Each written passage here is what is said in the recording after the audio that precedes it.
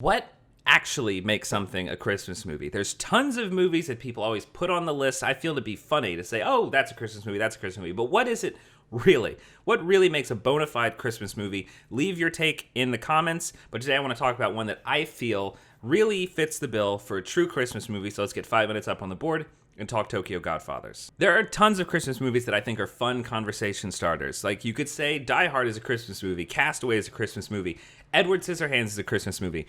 But I think they are not the same in any way as the pure grade Christmas movies. Things like It's a Wonderful Life, The Bishop's Wife, Polar Express.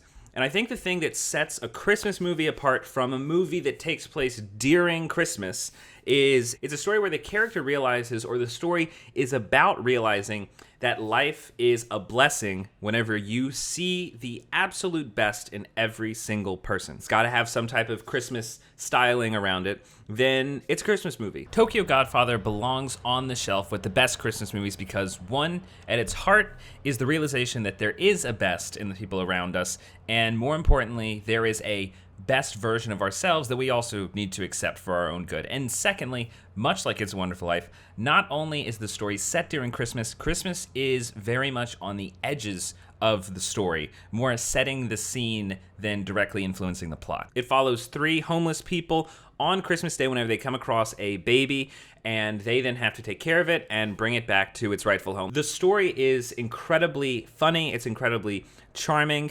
I would suggest if you're going to watch it in the original Japanese with English subtitles. The movie's got a fantastic energy about it. The character's personality shines through immediately in this movie. The animation is absolutely spectacular. Satoshi Kon, who also made Perfect Blue, Millennium Actress, his stories mix together fiction and reality a lot like Tarkovsky does. The way that he goes about storytelling is the story itself captures the grit of reality, but he uses the animation to accent the world that he builds just enough to bring the dream of everyday life to the surface. The story does put a portrait forward that you would get in an American indie movie that is live action and just kind of follows people on the streets, but it's still incredibly entertaining, incredibly funny, and a lot of that comes in through the animation. Satoshi Kon talked about how he preferred animation to live action because you could actually get more visual data in an animation than you could in live action. It would take you 1 second to do in live action what you could do in 4 or 5 frames in animation. What he gives you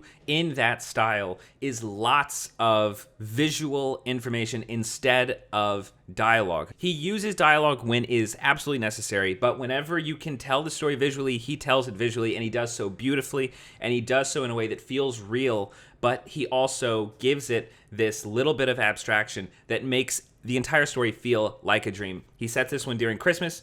This specific story is about realizing the absolute best and everyone realizing about the best in yourself. And there's also a baby. I think for it to be a Christmas movie, yes, there needs to be the stylings of Christmas around you, but it does need to show that characters or that the story is putting forward that there is a best in everyone. At least during Christmas, we're going to acknowledge it. So what are your thoughts on Tokyo Godfather? What would you say is his best movie? For me, Perfect Blue, absolutely, I think the most successful thing that he had ever done in terms of storytelling.